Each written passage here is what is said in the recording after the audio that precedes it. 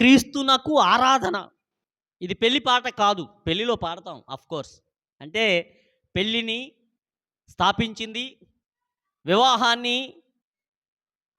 జరిగించేది, వివాహము నిలిచి ఉండడానికి తోడ్పాటునందించేది ఆ దేవాది దేవుడు కాబట్టి, ఆ వివాహము అన్ని విషయాల్లో ఘనమైనది కాబట్టి, ఆ ఘనమైన దేవునికి ఘనమైన నివాళి అర్పించడానికి ఆ పెళ్లిలో పాటను పాడాలని నేర్పించారు మన పితరులు. కాకపోతే మనం ఏం చేసామంటే, ఇది పెళ్లి పాట ఇంకెక్కడ మనం పాడకూడదు అన్నట్టుగా దాన్ని చేసేసాం. కొన్ని కొన్ని మూఢ నమ్మకాలొచ్చి చేరతాయి మన మన మన హృదయాల్లోకి, మన ఇళ్ళల్లోకి, సంఘంలోకి, సమాజంలోకి. ప్రతి ఆచారం వెనక ఒక మంచి ఉద్దేశం ఉంటది. ప్రతి ఆచారం వెనక ఒక మంచి ఉద్దేశం ఉంటది. కాకపోతే ఉద్దేశాన్ని పక్కన పెట్టి, ఇది చెయ్యాలి, ఇది చేయకపోతే మనకు కలిసి రాదు, కీడు అన్నట్లుగా తయారైపోయాయి ఈనాటి సమాజాలు. కుటుంబాన్ని గురించి కూడా ఇటువంటి అపోహలే ఉన్నాయి. కుటుంబం, వివాహాన్ని గురించి. ఒక లౌకిక తత్వవేత్త, లోకజ్ఞాని వివాహాన్ని ఎలా అర్థం చేసుకున్నాడనంటే, వివాహాన్ని ఒక రంగురంగుల పంజరంతో పోల్చాడు. దేంతో? అందరూ మాట్లాడాలి. పంజరాన్ని చూసి చిలుక ఏమనుకుంటుందట? నేను ఎప్పుడెప్పుడు లోపలికి వెళ్ళాలా అనుకుంటుందట. వెళ్ళిన తర్వాత అంటే వివాహం విచ్ఛిన్నమైపోద్ది అనేటువంటి ఒక కుట్రపూరితమైన కొటేషన్ అది. దేవునికి వ్యతిరేకమైన కొటేషన్. కుటుంబాన్ని గురించి, వివాహాన్ని గురించి దేవాది దేవుడు తన గ్రంథంలో ఏం రాశాడు? సువార్త పాఠంలో చదివాం. పరిసయ్యులు వచ్చారంట. పరిసయ్యులు వచ్చి, విడాకుల గురించి నీ కథ ఏంటి? విడాకుల గురించి నీ ఉద్దేశం ఏంటి? నీ ఆలోచన ఏంటి? మాతో చెప్పు. ప్రభు ఏమన్నాడు? దేవుడు జతపరిచిన దానిని మనుష్యుడు వేరుపరచకూడదు. అందరూ చెప్పండి ఈ మాట. ఇది చాలా తేలిగ్గా చెప్తున్నారు, కానీ మీరు చాలా వివాహాల్లో మీరు వేలు పెట్టి వారి వివాహ జీవితాన్ని విచ్ఛిన్నం చేయడానికి మీరు ఇక్కడున్న మీలో చాలామంది కారకులు. అంటే విచ్ఛిన్నం అంటే విడిపోవడమే కాదు, వాళ్ళ మధ్య గొడవ రావడానికి కూడా నువ్వు కారణమయ్యావంటే దేవునికి వ్యతిరేకంగా పనిచేస్తున్నావు. నువ్వు ఆడపడుచుగా ఉండి కావచ్చు, తోడి కోడలుగా ఉండి కావచ్చు, అత్తగా ఉండి కావచ్చు, తల్లిగా ఉండి కావచ్చు, మామగా ఉండి కావచ్చు, లేదా ఒక స్నేహితురాలుగా ఉండి కావచ్చు. వారి వివాహంలో విచ్ఛిన్నమయ్యే రీతిగా మనము ఒక పాత్రగా ఉంటే, వారి మధ్య గొడవలకు మనం కారణమైతే, దేవుని నిబంధనను, దేవుని ఉద్దేశాన్ని, దేవుని యొక్క ప్రణాళికను విచ్ఛిన్నం చేసేవాళ్ళమంట మనం. వివాహాన్ని విచ్ఛిన్నం చేయడం అనే ఆలోచన అది దేవునికి వ్యతిరేకమైన ఆలోచన. మలాకీ గ్రంథంలో దేవుడు సుస్పష్టంగా రాశాడు. 2వ అధ్యాయము 14వ వచనం చదవండి. మీరు నన్ను ఆరాధిస్తారు, నా కానుకలు తెస్తారు, నా వైపు చూస్తారు, నేను మిమ్మల్ని అంగీకరించను. ఎందుకనంటే వివాహం పట్ల నీవు చాలా లైట్ తీసుకున్నావు. నీ ఉద్దేశాలు వివాహం పట్ల చాలా లోభితనంతో ఉన్నాయి, లోపాయికారికంగా ఉన్నాయి. కాబట్టి నేను నిన్ను అంగీకరించను, నీ వైపు చూడను, నీకు విరోధిగా ఉంటాను. ఎందుకు? బికాస్ నీ పెండ్లి చేసుకున్న నీ భార్యను నువ్వు అన్యాయం చేస్తున్నావు. భార్యను అనే దగ్గర భర్తను అని కూడా పెట్టుకోవాలి. బైబిల్ ఎప్పుడు కూడా పక్షపాతం చూపదు. ఇద్దరికి కుమారులు యెహోవా ఇచ్చు బహుమానం అని అంటే కుమారులే అని అనుకోమాకండి. కుమార్తెలు కూడా పురుషుని ఉద్దేశించి నీ భార్యకు అన్యాయం చేయొద్దు అని అంటే ఇట్లా చంకలు కొట్టుకోమాకండి స్త్రీలందరూ. పురుషులకే చెప్తున్నాడు దేవుడు అని.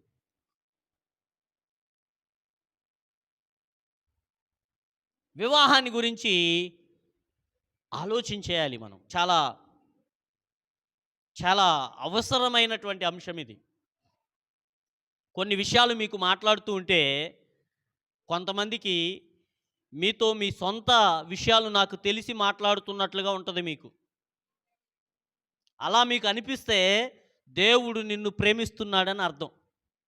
దైవ సేవకుడు వాక్యం చెప్తూ ఉండగా నీకే నీ విషయమే నేను మాట్లాడుతున్నట్లుగా నీకెప్పుడన్నా అనిపిస్తే దేవునికి స్తోత్రం చెప్పు. నీలో ఉన్న లోపాన్ని, నీలో ఉన్నటువంటి సమస్యను దేవుని సేవకుని ద్వారా దేవుడు మాట్లాడుతూ నిన్ను గద్దిస్తున్నప్పుడు, దేవుడు కావాలని ఒక వ్యక్తిని కావాలని గురిపెట్టి నేను మాట్లాడితే నాకు శాపం.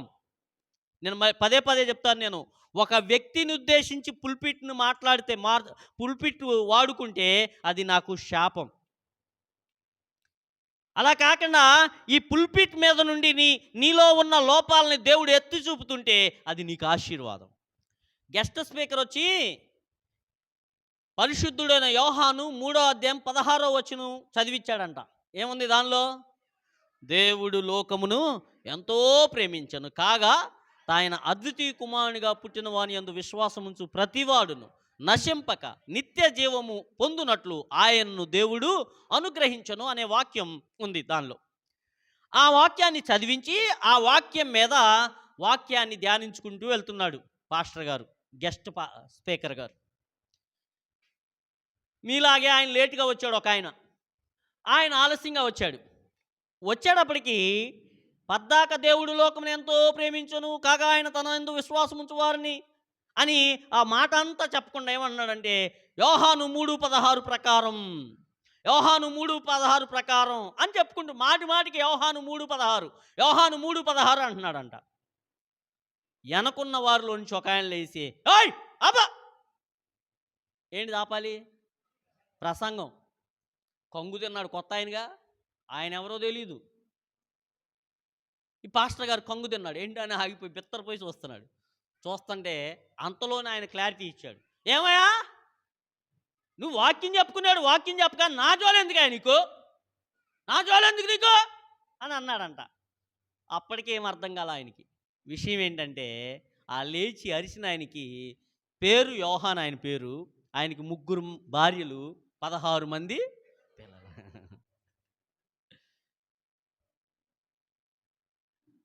ఒకవేళ వాక్యము చెబుతూ ఉండగా మనలో ఉన్న తప్పులు, మనలో ఉన్న పొరపాట్లు, మనలో ఉన్న లోపాలు మనకు కనబడితే దావీదు వలె దేవా నీకు స్తోత్రం, నన్ను గద్దించావు, నా లోపం ఎత్తి చూపావు, నా పాపమును ఎత్తి చూపావు, నా పాపము నిమిత్తం నేను పశ్చాత్తాపడుతున్నానని కన్నీరు కారిస్తే దావీదు వలె దేవునికి ప్రియులమైపోతాం మనం. సౌలుకి దావీదుకున్న ప్రధానమైన వ్యత్యాసం ఏంటంటే దేవుడు ఇద్దరితో ఒకేలాగా డీల్ చేశాడు. సౌలు దగ్గరికి సౌల్లో ఉన్న లోపాన్ని తీసుకొని వెళ్తే లోపాన్ని తెచ్చిన వారిని, లోపమెత్తి చెప్పిన వారి మీద కక్ష పెట్టుకున్నాడు. దావీదేమో తన లోపాలని ఎత్తి చూపిన వారిని గౌరవించి లోపాలని సరిచేసుకోవడానికి ఇష్టపడ్డాడు. ఈ రోజున కూడా ఈ కుటుంబ జీవితాన్ని గురించి మాట్లాడేటప్పుడు ఒక అత్తగా కానీ, ఒక భార్యగా కానీ, ఒక భర్తగా కానీ, ఒక కుమారుడిగా కానీ, ఒక కుమార్తెగా కానీ దేవుడు నీతో మాట్లాడుతూ ఉంటే నీలో ఉన్న లోపాలు సరిచేసుకుంటే నీ కుటుంబానికి నీవు దీవెన అయిపోతావు. ఆమేన్. దీవెనగా ఉంటావా, శాపంగా ఉంటావా? అందరు చెప్పండి గట్టిగా. దేవుడు కూడా దీవెనగానే మార్చాలని మన కుటుంబాలను, మనల్ని ఆయన మన మీద ఉన్నటువంటి ప్రతి విధమైన శాపాన్ని కొట్టివేసి దీవెనగా మార్చాలని. చూడండి, కుటుంబాన్ని ఒక వ్యక్తి ఈ త్రిభుజం తెలుసు కదా మీరు, 3 కోణాలు ఉంటాయి. కనబడుతుంది అందరికీ? ఇద్దరు దేవునితో సంబంధం కలిగి ఉన్నప్పుడు, ఇద్దరు దేవుని స్నేహితులుగా ఉన్నప్పుడు, ఇద్దరు వ్యక్తిగతంగా ప్రార్థిస్తున్నప్పుడు, ఇద్దరు కలిసి ప్రార్థిస్తున్నప్పుడు ఈ గ్యాప్ ఎక్కడ తీరుద్ది అని అంటే దేవుని దగ్గర తీరుద్ది. అంటే కుటుంబం ఎలాగుండాలి?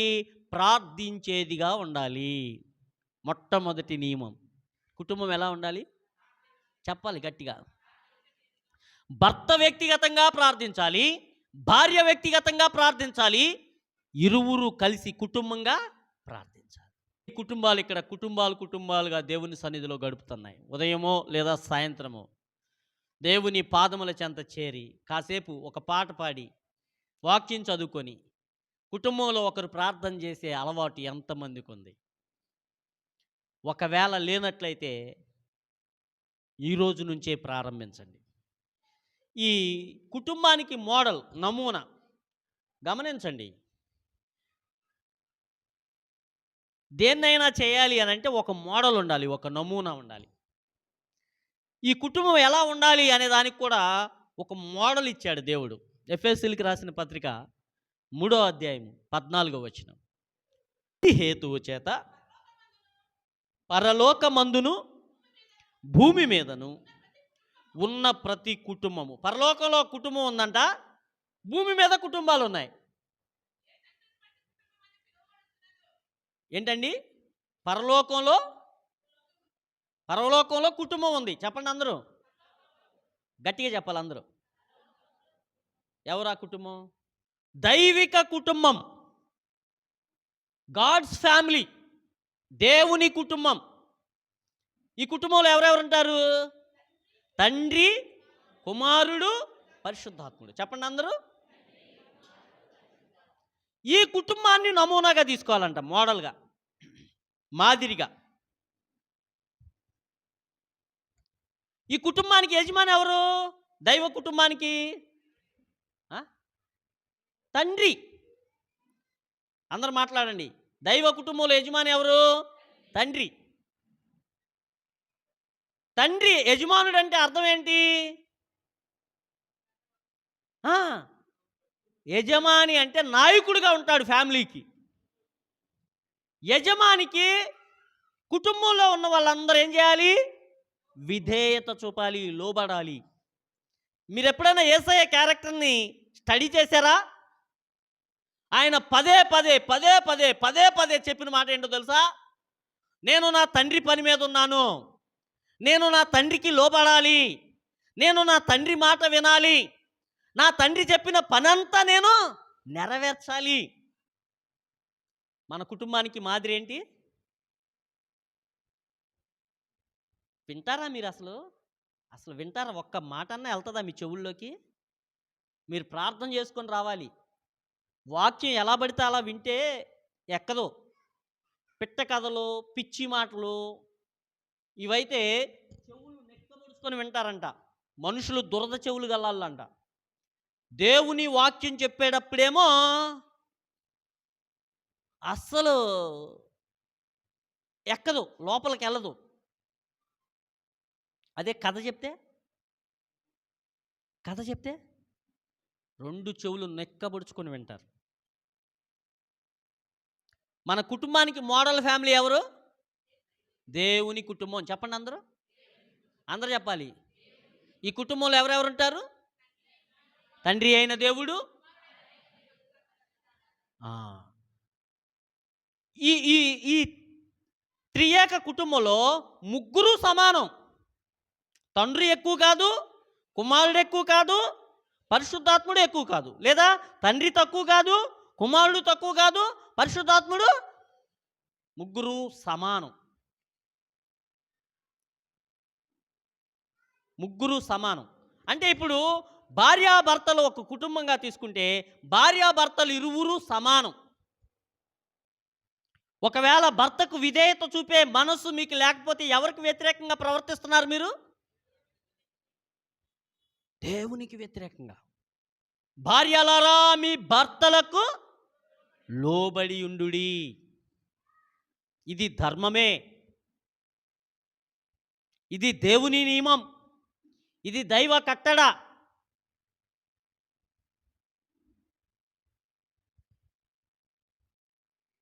ఎంత లోబడతారంటే మీరు, ఎంత విధేయత చూపుతారంటే మీరు మీ భర్తలకి. ఏదన్నా విషయం మీ భర్త మీకు చెప్తున్నాడు అనుకో, దేవుడే మాట్లాడుతున్నట్లుగా శ్రద్ధగా ఆలకిస్తారా? లేదంటే చెప్పొచ్చావులే ఎల్లు అని అంటారా? కొంతమంది స్త్రీలు వాళ్ళ పిల్లల్ని చేతులా నాశనం చేస్తారు. చేతులా నాశనం చేస్తారు. ఎలాగో తెలుసా? భర్త గద్దించి క్రమశిక్షణలో పెడుతూ ఉంటే ఈ ఒక్కదానికే ప్రేమ ఉన్నట్టు ఆ పిల్లల ముందే ఏడ్చేసి దొంగేడుపు, ఆయన అంతేలా రాట కొడతాడు, పనికిమాలినోడు, నీకెందుకు నేను ఉన్నానుగా అని చెప్పేసి వాటేసుకుంటాడు. అంటే ఎవరికి శత్రువుగా చేస్తుంది?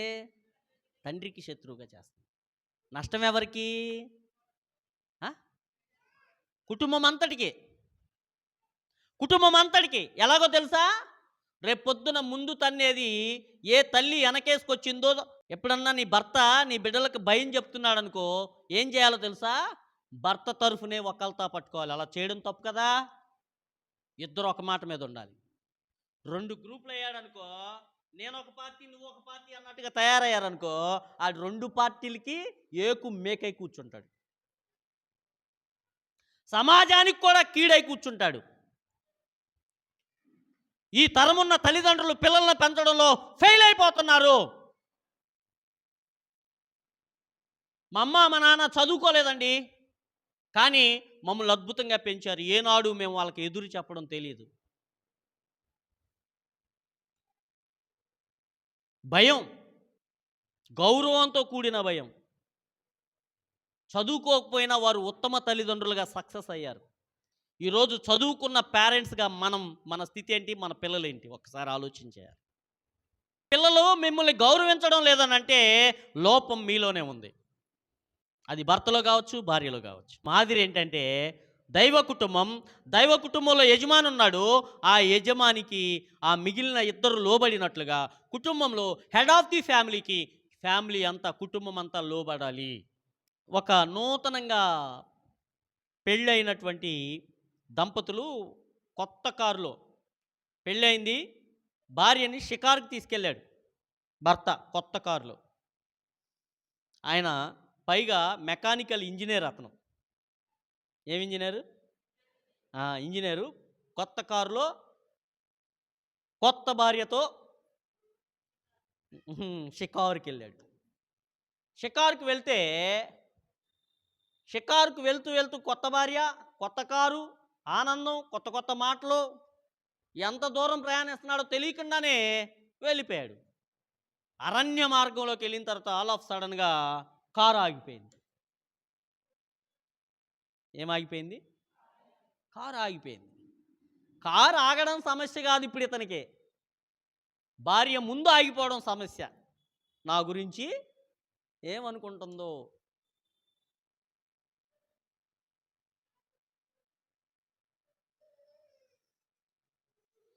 అని సగం సగం ఫీల్ అయిపోతున్నాడు ఇతను. ఆగిన తర్వాత అలా అనిపించినప్పటికీ నాదే ఉంది, నేను మెకానికల్ ఇంజనీర్ కదా, దీనిలో ఏ సమస్య ఉన్నా నేను ఇట్టే బాగు చేయగలనే అని చెప్పి భార్యను పక్కన ఉండమని ఆ బాయ్నెట్ ఎత్తి చూస్తూ ఉంటే ఎంత గెలికినా సమస్య అర్థం కావట్లా, స్టార్ట్ అవ్వట్లా. ఈ పని మీద అతను ఉండగా రోడ్డు మీద అనేక కార్లు వెళ్తూ ఉన్నాయి, వస్తూ ఉన్నాయి. ఒక కారు ఇతని యొక్క తపన చూసి, కష్టం చూసి సహాయం చేయడానికి ఒక కారు ఆగింది. రోడ్డు పక్కన ఆపి వీళ్ళ దగ్గరికి వచ్చాడు. ఈయన చాలా పెద్ద ఆయన, ముసలివాడు. వీళ్ళ దగ్గరికి వచ్చి, ఏనాయనా నేనేమైనా సహాయం చేయనా అని అన్నాడంట. ఏమన్నాడు? ఈ మెకానికల్ ఇంజనీర్కి చిర్రున మండింది. కారణం ఏంటో తెలుసా? నేను ఇంజనీర్ని, ఈ కార్లను తయారు చేసే ఫ్యాక్టరీలో ఒక ఇంజనీర్గా నేను పనిచేస్తున్నాను, నా వల్లే అవ్వలేదు, నీ వల్ల అవుద్దా అన్నట్లుగా ఒకంత కోపంగా, ఒకంత చిరాగ్గా నడుం మీద చేతులు పెట్టి రండి చెయ్యండి అని అన్నాడంట. ఆయన అలా 2-3 నిమిషాలు కారును చూచి ఏదో ఒకటి ఇలా కెలికి స్టార్ట్ చేయన్నాడంట. స్టార్ట్ చేయనగానే స్టార్ట్ అయిపోయింది కారు. ఎక్కలేని ఎంత చిరాకు పడ్డాడో, ఎంత తక్కువ చూపు చూచాడో, ఎంత చిన్న చూపు చూచాడో అంతకంటే గౌరవంతో పెరిగిపోయింది అతనికి.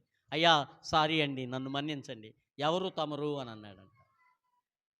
నా పేరు ఫోర్డ్, ఈ కారుని తయారు చేసింది నేనే. తయారు చేసిన వాడికి, తయారు చేసిన దానికి ఎక్కడ ఏ నట్టు, ఏ బోల్టు ఏముందో మొత్తం తెలుసు అతనికి. అలాగే వివాహాన్ని తయారు చేసింది ఎవరు? దేవుడు. దేవునికే తెలుసు. దేవుడు పెట్టిన నియమాలు, దేవుడు పెట్టిన సూత్రాలు చొప్పున ఎవరి నియమము, ఎవరి ధర్మము, ఎవరి సూత్రం వారు పాటిస్తే ఆ కుటుంబము ఘనమైందిగా ఉంటుంది అని చెప్పడంలో ఎటువంటి సందేహం లేదు. భార్య ఏం చేయాలి? భార్య నియమాలు పాటించాలి. చెప్పండి అందరూ. భర్త ఏం చేయాలి? భర్త నియమాలు పాటించాలి. పిల్లలేం చేయాలి? పిల్లల నియమాలు పాటించాలి. ఎవరి పనాలు చేయాలి. శరీరంలో ముక్కొచ్చేసి నువ్వు గమ్మునుండో నేను నవ్వులుతా ఆహారాన్ని అని అందనుకో, ముక్కులో నీళ్ళో పోసుకోలేరు.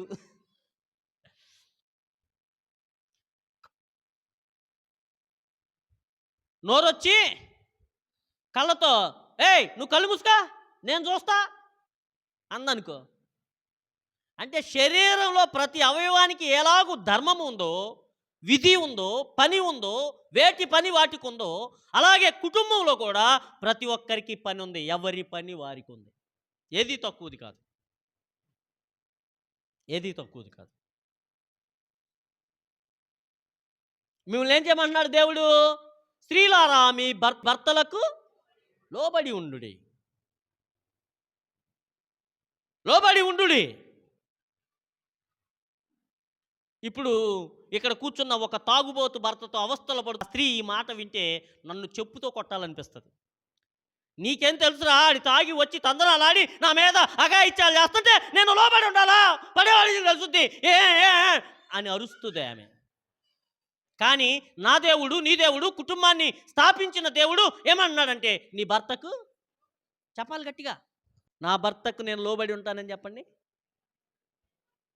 బలవంతంగా చెప్పిస్తున్నానా? నేను చెప్పించడం కదమ్మా, దేవుడు చెప్తున్నాడు. దేవుడు చెప్తున్నాడు. ఇది ఎంత పవర్ఫుల్లో తెలుసా? మీలాగే క్రమం తప్పకుండా ప్రార్థనకు వస్తుంది ఆమె. ఏమని అడుగుద్దో తెలుసా? ప్రతి ప్రార్థన పెద్ద పాస్టర్ గారిని, నా భర్త త్రాగుడు మానాలని ప్రార్థన చేయండి. ఆమె ప్రార్థన చేస్తుంది, పాస్టర్ గారు ప్రార్థన చేస్తున్నారు, సంఘం కూడా ప్రార్థన చేస్తుంది. కొన్ని సంవత్సరాలు అయిపోయింది, మారట్లా. ఒకరోజు ఇలాగే ఫ్యామిలీ గురించి వచ్చేసరికి భార్య యొక్క విధుల గురించి చెప్తూ నీ భర్తకు లోబడాలి అనేటువంటి సందేశం ఒకరోజు ఆమె బుర్రలోకి వెళ్ళింది. ఏనాడు ఇదే చూపట్ల ఆమె ఆ భర్తకి. ఆమెకున్న కోపం వల్ల ఒకటే, తాగుతున్నాడు, ఆరోగ్యం పాడు చేస్తున్నాడు, తాగుతున్నాడు, నోటికాడ కూడంతా ఆగం చేస్తున్నాడు. ఇదే. అందుకని భర్తపై ఏమొస్తుంది? ఈమెకే కోపం వస్తుంది. వీడి మాట నేను వినేదేంటి? తాగుబోతాడు, కుటుంబానికి పనికిరానోడు, వీడి మాట నేనేనాలా అని దేవుని వాక్యానికి వ్యతిరేకంగా బ్రతుకుతుంది ఆమె. ఒకరోజు విధేయత చూపాలనే మాట వింది. త్రాగుబోతు భర్తకే అతని మాటకు విధేయత చూపడం ప్రారంభించింది. లోబడిపోతుంది భర్తకి. తను ఎక్స్పెక్ట్ చేయలా, తను ఊహించలా, అంతలా తన భార్య తనకు లోబడి ఉంటుందని ఏనాడు అనుకోలేదు. కానీ ఆమె చూపుతున్న ఆ విధేయతను చూచి తన భర్త మారిపోయి త్రాగుడు విడిచిపెట్టేశాడు. ఎప్పుడు? విధేయత దేవుని మాట ఎంత పవర్ఫుల్లో చూడండి. భర్తలు ఉన్నారు ఇక్కడ కొద్దిమంది, ఎక్కువ మంది భార్యలు ఉన్నారు, తక్కువ మంది. ఏ స్త్రీ తన భర్తను దేవాలయానికి తీసుకొని రాలేకపోతుందో ఆ స్త్రీ విశ్వాసం అల్పమైంది. చిన్న విశ్వాసం, సరి అయిన విశ్వాసంలో లేదు. నేను కించపరచటం లేదు. ఎంత బలవంతులంటే స్త్రీలు ఎక్కడైనా వంచేయగలరు. మీరు ఎవరిని? భర్తలని. ఎక్కడైనా భర్త మా అమ్మకి పట్టు చీర కొందాం అని చెప్పి షోరూమ్కి వెళ్ళారనుకో, మీరు ఎంత చక్కగా పట్టు చీర నుంచి కాటన్ చీరకు తేగలరో తెలుసా? నేర్పరితనం ఎక్కువ మీకు. మీరు బలవంతులు. ఒక యూదు కథ కూడా ఉంది. ఏమిటా కథో తెలుసా? ఒక దుష్టుడైన పురుషుడు వెళ్ళి మంచి స్త్రీని పెళ్లి చేసుకున్నాడు. ఒక దుష్టురాలైన స్త్రీ వెళ్ళి చెడ్డ పురుషుని పెళ్లి చేసుకుంది. 6 నెలలు అయిన తర్వాత దుష్టుడైన పురుషుడు మంచివాడైపోయాడు. మంచివాడైన పురుషుడు చెడ్డవాడైపోయాడు. కారణం ఏంటో తెలుసా? ఈ ఈ కథలో ఉన్న సారాంశం ఏంటో తెలుసా? స్త్రీ ఎటువంటిదైతే ఆ ఇల్లు అలా మారిపోద్దని.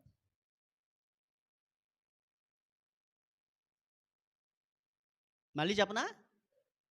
అర్థమైందా? మళ్ళీ చెప్పనా? అర్థమైందా? నా టైమేమో అయిపోతుంది. గడగడ గడగడ గంట అయిపోయింది అప్పుడే. మీరేమో నోరు తెరవరు. హ్మ్?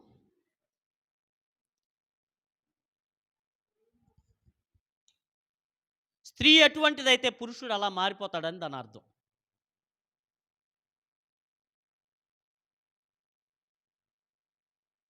భర్తలకు ఏం చెప్తుందనంటే దేవుని వాక్యం, భర్తలారా మీ భార్యలను ప్రేమించుడి.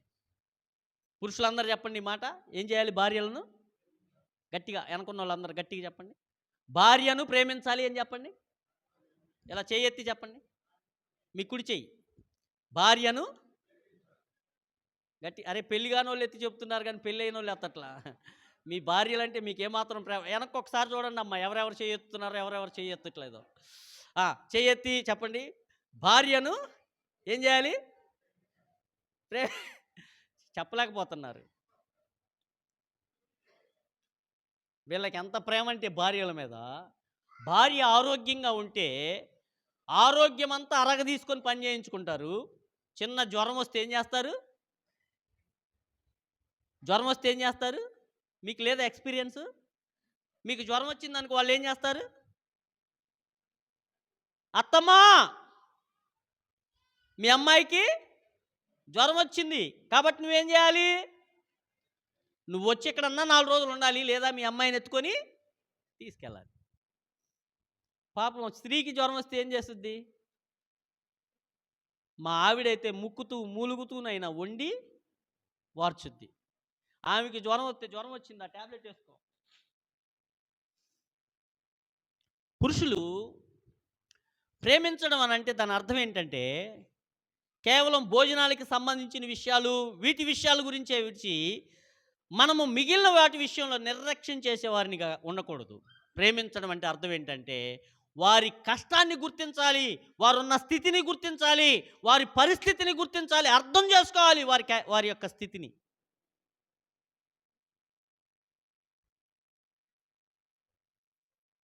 కొంతమంది భర్తలైతే భార్యలను మర్యాదగా కూడా పిలవరు. గేదెలను పిలిచినట్టు పిలుస్తారు. ఏయ్ గేదెలను ఏమని పిలుస్తారు? మర్యాద ఇవ్వాలి. ప్రేమ ఉంటే ఏమొస్తుంది? ఫస్ట్ మర్యాద వస్తుంది, గౌరవం వస్తుంది. గౌరవం వస్తుంది. ప్రియమైన దేవుని బిడ్డలారా గమనించండి, ఇద్దరు కూడా మీ విధి భర్త విధి ఏంటంటే ఏది తక్కువ కాదండి, ఏది ఎక్కువ కాదు. లోబడడం ఎంతో, ప్రేమించడం కూడా అంతే. ప్రేమించడం అనే మాట ఎలాగూ మాదిరి ఏం చెప్పాడు ప్రభు? ఎలా ప్రేమించాలంట? క్రీస్తు సంఘమును ప్రేమించి ప్రాణము పెట్టునంతగా భర్త భార్య కోసం ప్రాణం పెట్టడానికి కూడా సిద్ధంగా ఉండాలంట. చెప్పండి ఎలాగా? జ్వరం వస్తేనే ఎల్లు మీ ఇంటికి వెళ్ళానని ఎవడు ప్రాణం ఎలా పెడతాడు? కొంతమంది దుర్మార్గపు భర్తలు ఎలా ఉంటారంటే, నేను మళ్ళీ చెప్తున్నా, మీ వ్యక్తిగత జీవితం నాకు తెలియదు, ఈ మాటలు మిమ్మల్ని ఉద్దేశించి మాట్లాడేవి కాదు. ఒకవేళ ఇటువంటి క్యారెక్టర్ ఉన్న వాళ్ళైతే మార్చుకోవాలి. భార్య గర్భిణీ స్త్రీగా ఉండి ఈరోజు రేపో కంటది, హాస్పిటల్లో కండానికి వెళ్ళినా వీడు చూడడానికి వెళ్ళాడు, దుర్మార్గుడు. ఏమంటారు వాళ్ళని? అనాలి అంతే, తప్పులేదు. కొంతమంది తల్లులు ఏం చేస్తారంటే కొడుకు ఎలమాకరా వెళ్ళేదంటే అత్త వాళ్ళు చూసుకుంటారు, నువ్వు వెళ్తే నీ మీద హాస్పిటల్ ఖర్చు చేస్తాడు. నువ్వు కన్న బిడ్డకి నువ్వు కాక ఖర్చు పెట్టేది ఎవరు ఖర్చు పెడతాడు? ప్రేమతో కుమార్తెని వాళ్ళు ఖర్చు పెట్టుకుంటే అది వేరే విషయం. భర్తగా భార్యకు వచ్చిన ఆపద సమయాలలో భర్తలు అక్కడ ఉండాలి, కాచుకొని ఉండాలి, ఎప్పుడు ఏ అవసరత వస్తుందో అని. ప్రియమైన దేవుని బిడ్డలారా, దేవుడు చాలా అద్భుతమైనటువంటి ఈ కుటుంబం అనేది ఒక పరలోకంలాగా ఉంటుంది అనమాట. మన బాధ్యతలు ఎవరు బాధ్యతలు వారు నిర్వర్తిస్తే. భార్య భర్త అనేటువంటి ఈ కుటుంబం వెరీ స్పెషల్, వెరీ యూనిక్. ఆదికాండం 2వ అధ్యాయం 24వ వచనం ఉంది, కాబట్టి పురుషుడు తన తల్లిదండ్రులను విడిచి తన భార్యను హత్తుకొనును, వారు ఏక శరీరమైంది. ఏక శరీరమైంది. భార్యాభర్తల సంబంధానికి మిగిలిన వాళ్ళందరూ బయట వాళ్ళే. తల్లి బయటదే, అత్త బయటదే, నాన్న బయటవాడే, అమ్మ మామ బయటవాడే, పిల్లలు బయట వాళ్ళే. భార్యాభర్తలు ఏక శరీరం. భార్యాభర్త ఒకటే ఏక శరీరం. మిగిలిన వాళ్ళందరూ బయట. అందుకే దేవుడు ఏమన్నాడు తెలుసా? వారిని విచ్ఛిన్నం చేయడానికి చూసేవాళ్ళు, వారు విడగొట్టాలని చూసేవాళ్ళు దేవుని నియమానికి వ్యతిరేకంగా పనిచేస్తున్నారని దేవుని వాక్యం చెప్తుంది. కుటుంబం గురించి చాలా బాధ్యత కలిగిన వారంగా మనం వ్యవహరించాలి. నా ప్రియమైన దేవుని బిడ్డలారా, ఇద్దరి మధ్య ఏముండాలంటే అవగాహన ఉండాలి. చెప్పండి అందరూ, అందరూ చెప్పాలి. భార్యాభర్తల మధ్య ఏముండాలి? అవగాహన ఉండాలి. కొత్తగా పెళ్ళి అయింది ఒకడికి. పూర్వకాలంలో ప్రయాణ సాధనాలు సరిగా లేని రోజులు అవి. కాలిబాటన పొలాలు దాటుకుంటూ నడిచి అత్తగారింటికి వెళ్తా ఉన్నాడు ఒక అతను. ఏదో పని మీద బయలుదేరాడు. కాలువ, చిన్న కాలువలు ఉంటాయి కదా, పంట కాలువలు, అవి దూకేటప్పుడల్లా ఒక మాట అలవాటు చాలామందికి ఉంటుంది. ఈ అలవాటు ఐసర్ బన్న. ఏం అలవాటు? ఐసర్ బన్న అంటే దూకినప్పుడల్లా ఐసర్ బన్న అని అంటున్నాడు. అలా దూక్కుంటూ వెళ్ళాడు, గంతులు వేసుకుంటూ. అత్తగారింటికి వెళ్ళగానే అత్త అల్లుడు గారు వచ్చారని అసలు ఎక్కడ లేని మర్యాదలన్నీ చేసింది. గారెలు వండింది, బూరెలు వండింది, నాటుకోడి కోసింది, అన్నీ చేసింది. వాటితో పాటు ఏం చేసింది అన్నట్టు కుడుములు వండి పెట్టింది. ఏమండింది? కుడుములు అంటే తెలుసా? తెలవదు ఇప్పుడున్న వాళ్ళు ఎవరికి. కుడుములు అంటే బియ్యం పిండి బెల్లం వేసి చేస్తారనుకుంటా. ఆ రెండేనా, ఇంకేమైనా వేస్తారా? అంతేనా? బియ్యం పిండి పచ్చెనగ పప్పు కూడా వేస్తారంట. వేసి కుడుములు వండుతారు. సూపర్ ఉంటాయి. మీ అమ్మమ్మలే, మీ నాయనమ్మలు ఇప్పుడు పెద్దోళ్ళతో మంచి సంబంధం కలిగి ఉంటే ఇటువంటి వంటలన్నీ చేసి పెడతారు వాళ్ళు. ఇప్పుడున్న స్టైలిష్ మనవరాళ్ళు మనవడు వాళ్ళ ఇంట్లో ఉన్న ముసలోళ్ళతో పనికిరాని పనిముట్టులాగా చూస్తున్నారు. అలా చూడమాకండి అమ్మా. మా అమ్మమ్మతో, మీ తాతతో, మీ నాయనమ్మతో మంచిగా పెట్టుకున్నారనుకో, ఇప్పుడు ఇంటికి వెళ్ళిన తర్వాత మీ నాయనమ్మని అడగండి, లేదా మీ అమ్మమ్మని అడగండి, కుడుములు అంటే ఏంటి మా అమ్మ, వండి పెట్టవా అని ఎంత చక్కగా వండి పెట్టేసిద్దో. కుడుములని ఉండేవి, మా చిన్నప్పుడు ఉండేవాళ్ళు, బాగా ఉండేవాళ్ళు. ఇప్పుడు ఆ కుడుములు వండి పెట్టిందంట. కుడుములు తింటూ తింటూ అల్లుడు గారు అత్తగారిని అడిగాడు, అత్త భలే ఉన్నాయి అత్త ఇవి ఏంటి అని అంది. ఈ కుడుములు అల్లుడు నాకంటే మా అమ్మ ఇంకా, మీరు మాట్లాడలా, సూపర్గా చేస్తుంది, నాకంటే బాగా చేస్తుంది మా అమ్మాయి అని అన్నాడు. అవునా, మరి నాకు చెప్పలేదు ఇప్పుడు దాకా. అది ఇంటికి వెళ్ళిన తర్వాత వండించుకోవాలనుకున్నాడు మనసులో. మర్చిపోతానేమో అనుకుని కుడుములు కుడుములు కుడుములు అనుకుంటున్నాడు నోట్లో. ఏమనుకుంటున్నాడు? ఏమైందో తెలుసా? వెళ్ళిన పని అయిపోయింది, బయలుదేరాడు. తిరోగమనంలో మర్చిపోతానని కుడుములు కుడుములు కుడుములు కుడుములు కుడుములు కుడుములు కుడుములు అనుకుంటానే గట్లు దాటాలిగా. గట్లు దాటేటప్పుడు ఏమంటాడు? ఐసరు బన్న. ఈ కుడుము వల్ల ఐసరు బజ్జీ అయిపోయింది. ఐసరు బజ్జీ అనుకుంటూ వచ్చాడు. కాలు కడుక్కుంటున్నాడు ఇంటి లోపలికి వెళ్ళి. భార్య అడిగింది, ఏమండి బాగున్నారు అందరూ? సూపర్ ఉన్నారే, అది తర్వాత కానీ నేను మర్చిపోతా, ఐసరు బజ్జీలు వండు అని అన్నాడు. ఏమన్నాడు? ఐసరు బజ్జీలా అయ్యేంటి అందేమా. నాటకాలు ఆడమాక, మీ అమ్మ వండింది, మీ అమ్మ కంటే నువ్వే బాగా వండుతావంట, వండుతావా లేదా అని అన్నాడు. ఐసరు బజ్జీలు ఏంటండి? ఇక ఇద్దరి మధ్య తారాస్థాయికి వెళ్ళిపోయింది. ఈయనేమంటున్నాడు, ఆమె ఏమంటుంది, అవేంటో తెలీదు. తారాస్థాయికి వెళ్ళిపోయి కర్రక పని చెప్పాడు. పిచ్చ కొట్టుడు కొట్టేశాడు. ఎవరిని? భార్యని. జనరల్గా ఇప్పటిలాగా ఉండేవి కాదు ఇదివరకు రోజులు. ఇప్పుడు ఇద్దరు భార్యాభర్తలు పోట్లాడుకుంటున్నారనుకో, వాళ్ళు అట్టాగా పోట్లాడుకోవాలి. పోట్లాడుకొని అని అనుకునే బ్యాచ్ ఉన్న ఈ రోజుల్లో లాగా లేదు. అప్పుడు పక్కన ఉన్న ఒక ఆమె వచ్చి, పెద్దామా, ఏంట్రా పిల్లని అట్టగొచ్చావు, కుదువులు కట్టినట్టు కట్టేసి నీ కదరా అంది. ఏమిటి? వాతలు వచ్చేస్తే కుదువులు కట్టేటట్టు కొట్టేవేంట్రా పిల్లని అని అంది. వెంటనే అప్పుడు గుర్తొచ్చింది అయ్యగారికి ఏమని? కుడుములని. కుడుములు వండమంటే వండను. నువ్వు ఐసురు బజ్జీలు, ఐసురు బజ్జీ. అప్పుడు తలగొక్కుంటున్నాడు అయ్యా. వివేకం ఉండాలి. పోట్లాట్లు వస్తాయి, వివాదాలు వస్తాయి. ఈ భూమి మీద ఉన్న ఏ మనుషుడు తగాదా లేకుండా బ్రతికినోడు లేడు. ఇక్కడ నుంచొని బోధిస్తున్న నేను కూడా పోట్లాడతా మా ఆవిడితో.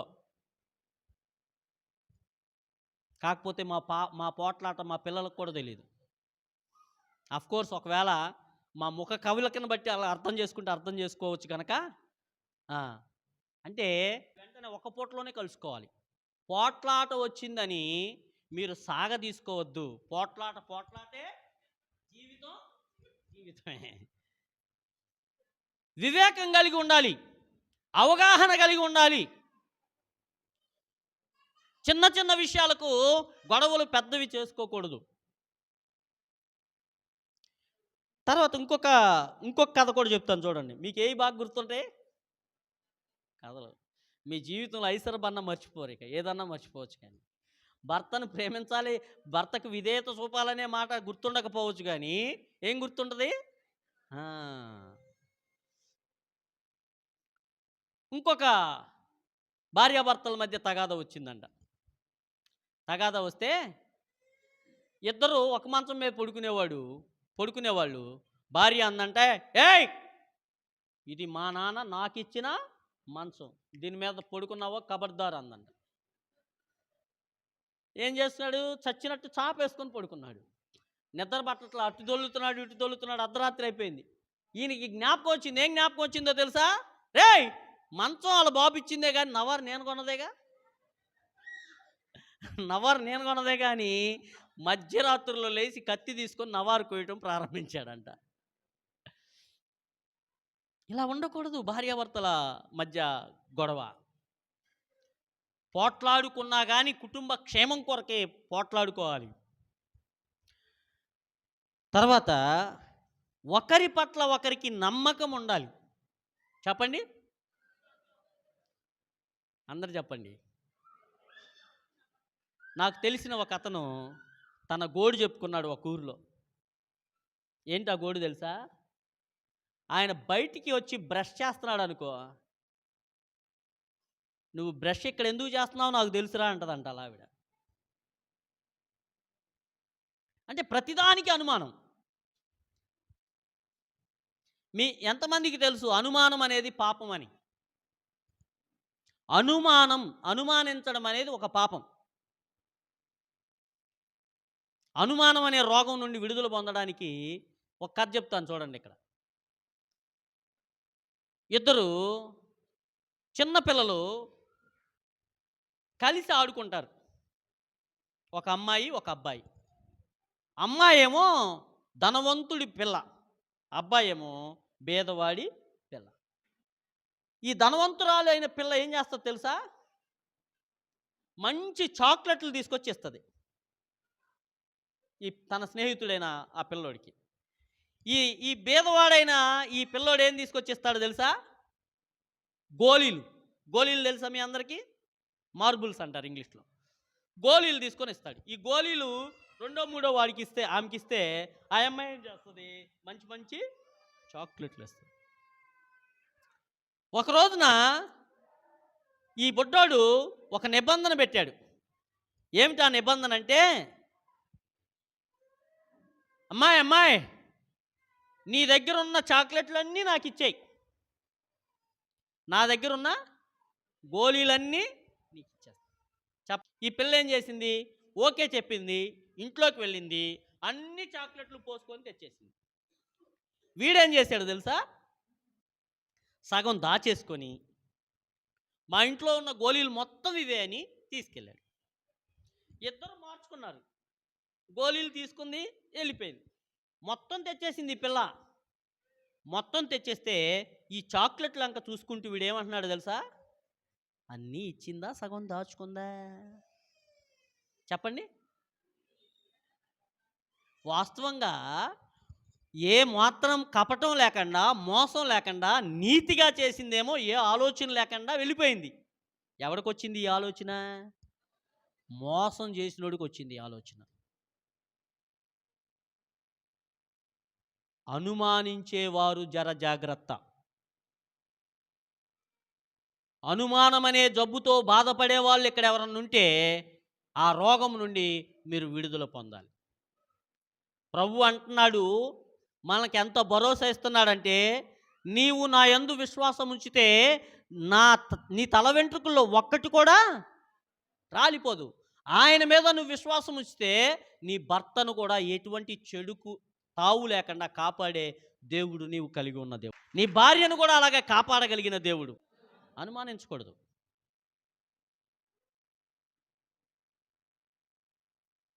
మా ఫ్రెండ్ ఒక అతను ఉన్నాడు, ఎప్పుడన్నా కలుస్తాడు. ఫ్రెండ్ అంటే ఫ్రెండ్ కాదులే, తెలిసిన ఆయన. ఎప్పుడన్నా మేము కలిసి మాట్లాడుతూ ఉంటే ఇంటి దగ్గర నుంచి ఫోన్ వస్తుంది. అది కూడా ఏం ఫోను? Video phone. కావాలంటే చూడు, ఇదిగో అయ్యగారు, కావాలంటే చూడు నేను ఎక్కడున్నాను. చివరిగా నేను ఒక్క మాట చెప్పి ముగిస్తా. ఏముండాలంటే ఇరువురు ఒకరి పట్ల ఒకరు ప్రేమ కలిగి ఉండాలి. ఏం కలిగి ఉండాలి చెప్పండి అందరూ? ప్రేమ అంటే ఈ ఈ భూమి మీద, ఈ ప్రపంచంలో ప్రేమ అనే పదాన్ని వృధా చేస్తున్నంతగా ఇంకే పదం వృధా అవట్లా. వార్తల్లో చదువుతాం, తన్ను ప్రేమించలేదని కొబ్బరి బొండాలతో కత్తితో దాడి చేసిన యువకుడు. ఏమించలేదన్నాడు, దాన్ని ప్రేమ అంటారా?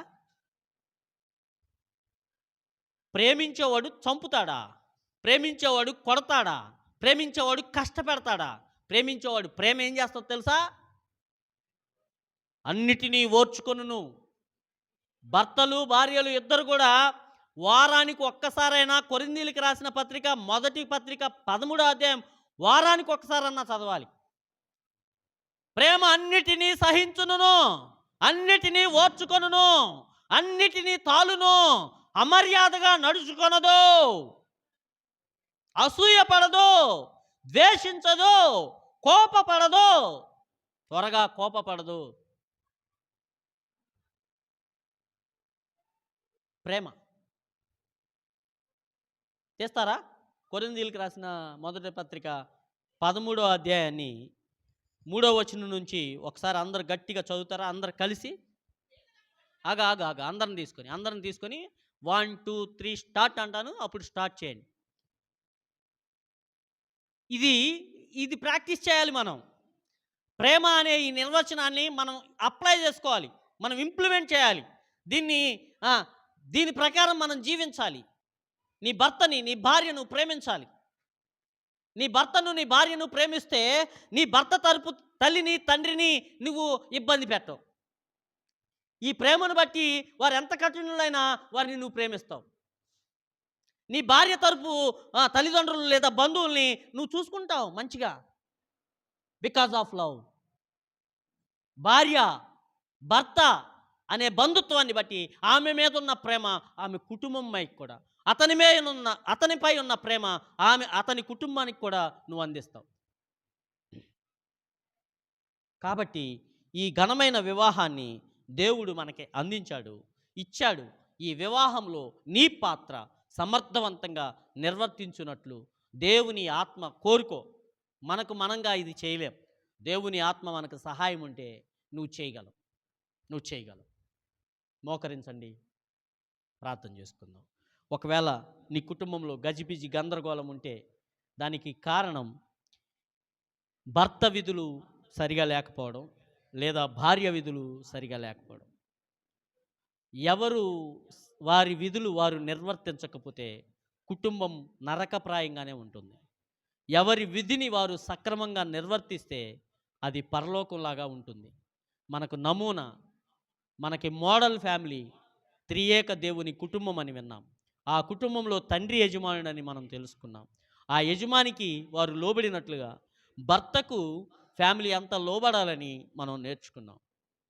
భర్తలు భార్యలను ప్రేమించాలని, ఒకరినొకరు ప్రేమించుకోవాలని, ఒకరినొకరు అవగాహన చేసుకోవాలని మనం విన్నాం, నేర్చుకున్నాం. మన జీవితాలను ఈ వాక్య ప్రకారం సరిచేసుకొని పరలోకపు నమూనాగా మన కుటుంబాలను సిద్ధం చేసుకుందాం. ప్రార్థన చేసుకుందాం.